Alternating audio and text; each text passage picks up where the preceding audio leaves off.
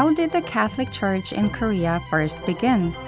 After the introduction of Chinese language Catholic books into Joseon, some scholars held academic meetings to study them.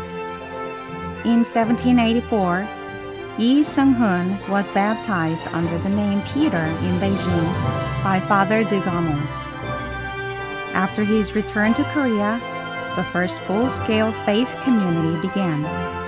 Peter Yi baptized his fellow John Baptist Yi Byuk, along with others who believed in Jesus. The faithful gathered together for their regular religious meetings at Myeongnyebang, located beside present-day Myeongdong Cathedral.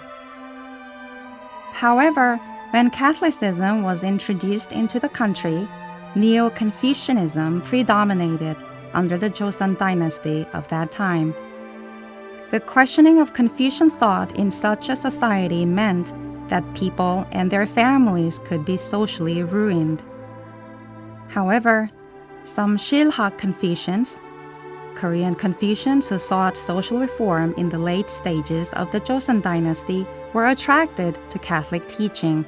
The teaching of Jesus Christ, who through words and deeds showed that the path to eternal happiness was founded on love, equality, and liberty, made a deep impression on people at that time.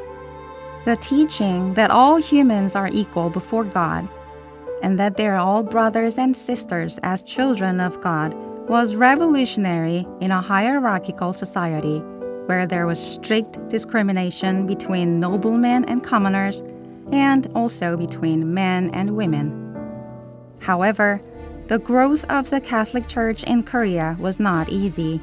At that time, the ruling class considered Catholicism to have been a threat to the existing social order, and they inflicted severe persecution on Catholics, condemning them as criminals who betrayed their parents and committed heinous treason.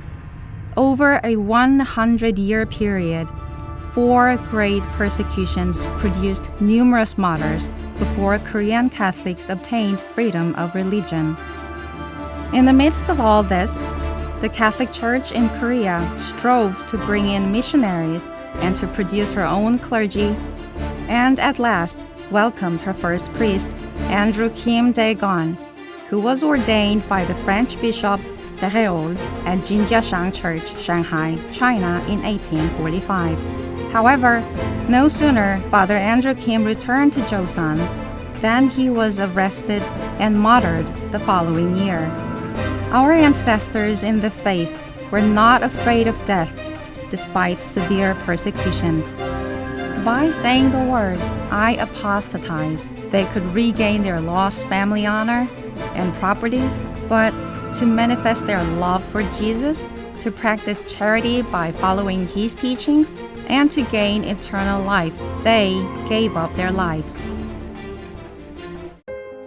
Of the many martyrs who witnessed to their faith by sacrificing their lives, 103 were canonized in 1984 and are venerated by Catholics around the world. In 2014, 124 were beatified and are venerated by Korean Catholics.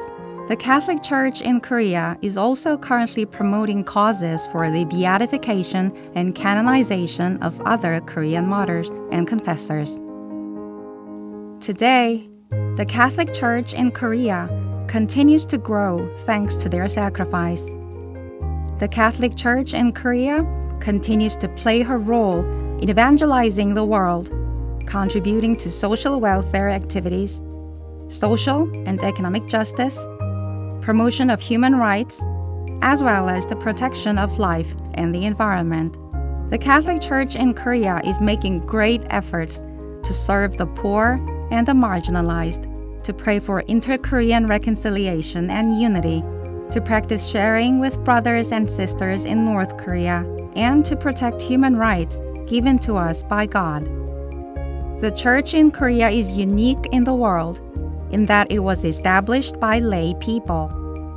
Our ancestors in the faith did not neglect to witness to and to preserve the faith. They sacrificed their lives to manifest Jesus' love, to practice love by following His teachings, and to gain eternal life. The proud faith heritage of our ancestors is being handed on in the Catholic Church in Korea today.